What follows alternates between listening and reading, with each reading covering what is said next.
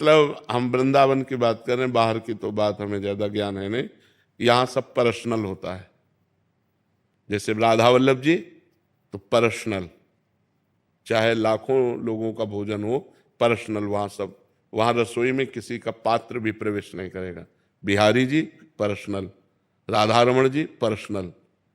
हाँ, जनरल गांव गली की बात हम नहीं कहते। बाहर जो जैसे ये धाम या पुरियों से बाहर का जैसे माहौल है, अभी जम्मू में रह रहे हैं तो वहां तो टेंट हाउस से बर्तन आते हैं, तो उसमें नॉन वेज भी बना नहीं होता है। नहीं नहीं नहीं, तो ऐसे में कोई प्रसाद दे? नहीं पाना चाहिए, नहीं पाना चाहिए। वो प्रसाद हुआ ही नहीं।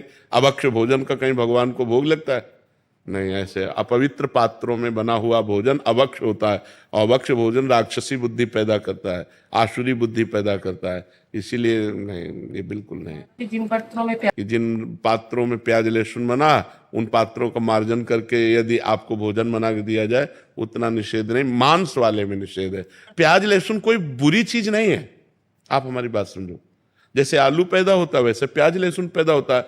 उसका परिणाम जो है, प्याज लहसुन परिणाम में हमारे अंदर तमोगुण पैदा करता है, बस इतनी बात है। और प्याज लहसुन ऐसा नहीं कि मांस जैसा निषेध हो। मांस में दूसरे के शरीर का छेदन भेदन होकर के वो मांस बनता है।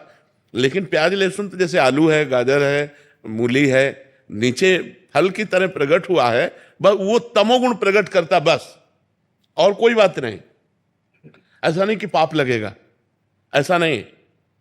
प्याज लहसुन तमोगुण प्रकट करता है, इसलिए भजन करने वाले को तमोगुण से रहित होकर सतोगुण तक पहुंचना है, तो उसको निषेध किया गया है कि प्याज लहसुन मत पाना, ये तमोगुण पैदा करता है, तमोगुण उत्पन्न करता है। क्रोध है, निद्रा है, आलस्य है, प्रमाद है, बुरा चिंतन है, ये इसको बढ़ावा देगा, इसलिए इसको रोका गया है। नहीं, ये ऐसा नहीं है कि मतलब इतना निषिद्ध है जैसे मांस निषिद्ध है, ऐसा नहीं।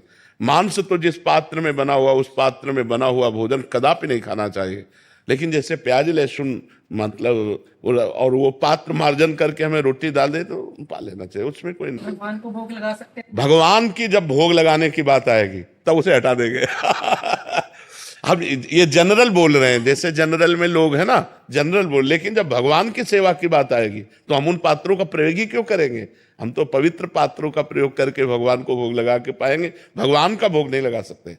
लेकिन ऐसे जैसे जनरल में मान लो होटल में है या ऐसे है, तो ऐसे पा सकते हैं। जिन होटलों में मांस या जिन रिश्तेदारों के यहाँ मांस बनता है, उन पात्रों में हम भोजन ना पाएं।